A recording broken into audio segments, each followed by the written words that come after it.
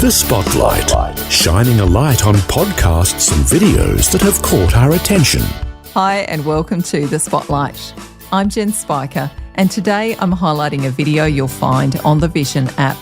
Jesus the Game Changer is a 10-part documentary series hosted by Karl Faase. The series explores how the life and teaching of Jesus changed the world and why it matters. Karl travelled the world interviewing over 30 authors, speakers and modern-day game changers on equality, care, the dignity of women and children, leadership, democracy, forgiveness and more. The documentaries have multiple contributors and some of the extended interviews are available to watch in the Vision app. One of these interviews is with Craig Keener, Professor of the New Testament at Asbury Theological Seminary in the USA. The Spotlight with Jen Spiker. So Craig, how did Christian faith become a part of your life? I didn't grow up in a Christian home. I actually didn't know a whole lot about Christianity. Obviously I'd heard about Jesus, but I made fun of Christians. I didn't think Christians were very smart because like 80% of the people in my country back then claimed to be Christians, and yet you couldn't tell by how they lived that they took it seriously. And that wasn't true of all of them, but I kind of blended everybody together. And yet I needed to realize that the Christian faith doesn't rise or fall on people who nominally claim to be his followers. It rises or falls on Jesus and whether he rose from the dead. And one day some people brought me the message about Jesus. The way that they brought it was not perhaps the best way. I hit them with what I thought was an unanswerable question. I said, if there's a God, where did the dinosaur bones come from? To which they responded, the devil put them there. So they weren't experts in paleontology. They weren't really quite experts in the Bible. But they did tell me how Jesus died and rose again.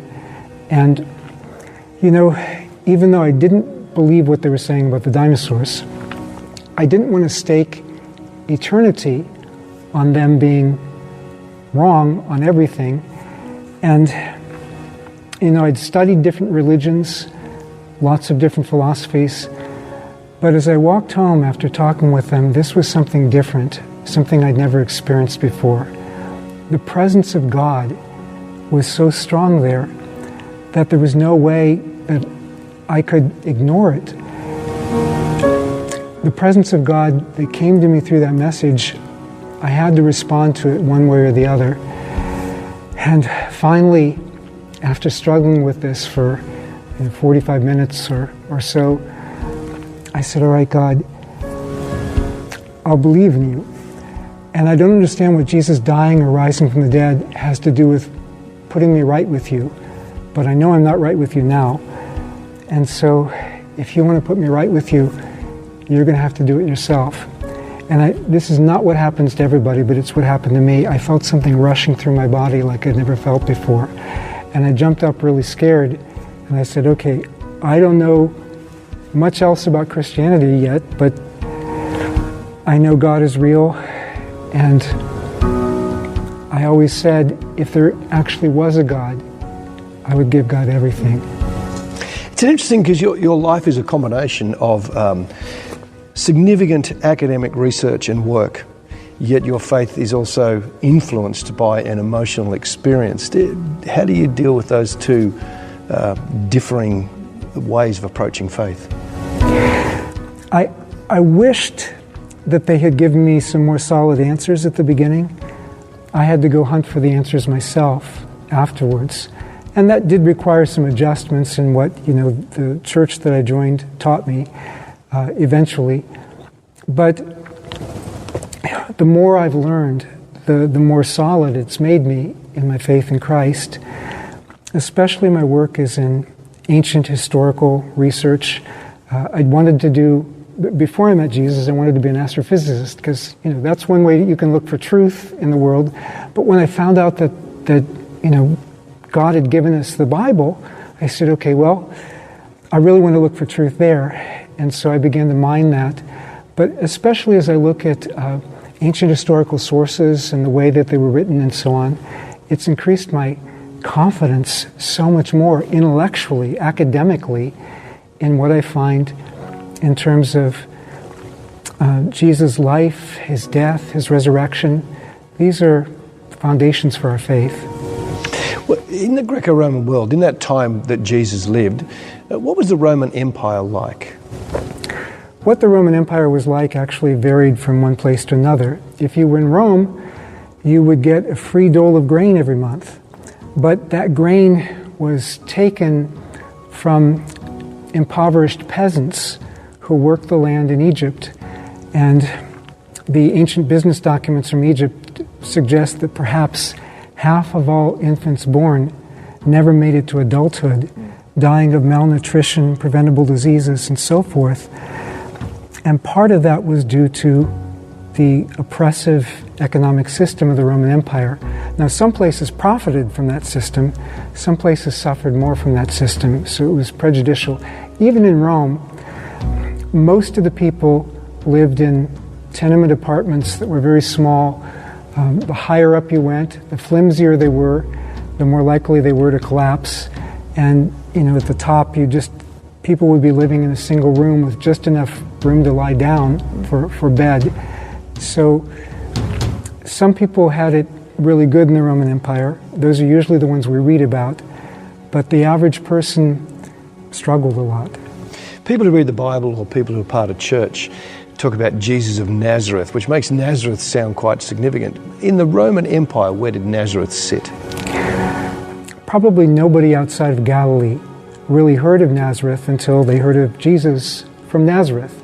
Maybe some people in Judea heard of it, but through most of the Roman Empire, Nazareth was just politically insignificant. But it turned out to be spiritually significant, which can be an encouragement for us that sometimes God is found in the least expected places. Yeah. Out of Nazareth comes someone, Jesus, who calls himself a Messiah. What did that term mean?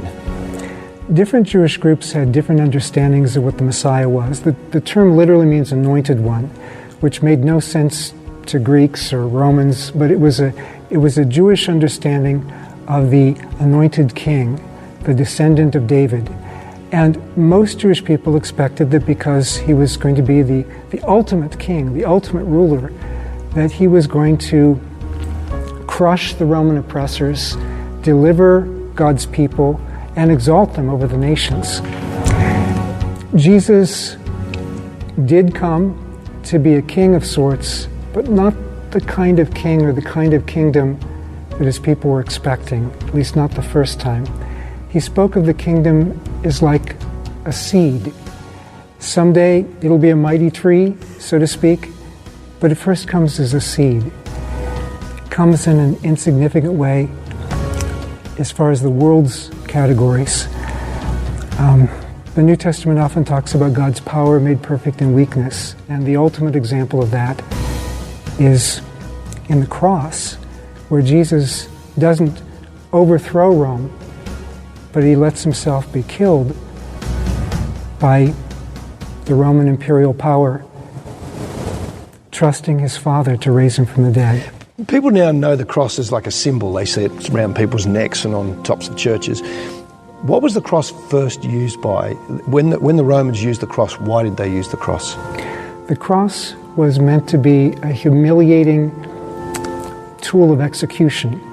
So you would kill people by slow torture, and you would strip them naked so they'd be there in front of everybody.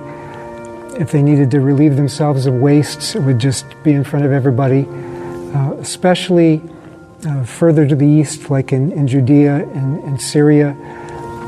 Nakedness was considered very shameful. So it was meant to deter people from being revolutionaries. It was meant to execute people who were low-class provincials, and especially those who, as the Roman governor's decree put it, claimed to be a king or claimed to, in other ways, have treason against the Roman Empire, against the emperor. So it was a symbol of humiliation and torture. Yes.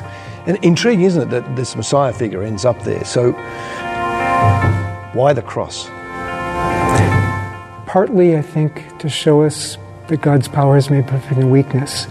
You know, the miracles are wonderful. The Bible portrays miracles as a foretaste of the future kingdom, future glory. But the cross reminds us that even where things look their darkest, even where things look impossible, the greatest travesty of injustice, God is still at work to bring about his purposes. You said before, you were telling us that you struggled in belief. One of the things you must have struggled with was the resurrection. How do you deal with that now? I didn't actually struggle with the resurrection too much. What I struggled with was whether there was a God. Once there was a God, resurrection's no problem. And why is the resurrection, this sounds like a silly question, but why is the resurrection important? The resurrection's the cornerstone of our faith. I mean, if Jesus simply was executed for high treason against the majesty of the emperor, for claiming to be king, then, well, he's like a lot of other people who were crucified for that. He had some great teachings about, being nice to people, loving everyone. But if he rose from the dead, then God the Father vindicated him, and Jesus is still alive. And the witness of those who knew him is true. Jesus is alive.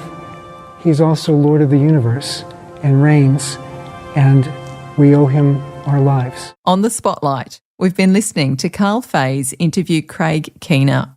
This is one of several extended interviews recorded for the Jesus the Game Changer documentary series. You can watch other interviews like this one, plus a bonus episode of Jesus the Game Changer, by tapping the Watch tab in the Vision app and scrolling to the Jesus the Game Changer channel.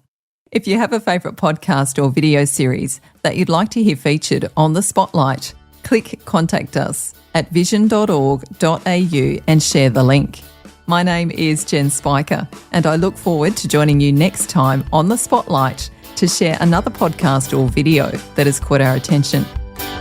For more great podcasts and videos like the one featured today, check out vision.org.au or the free Vision app.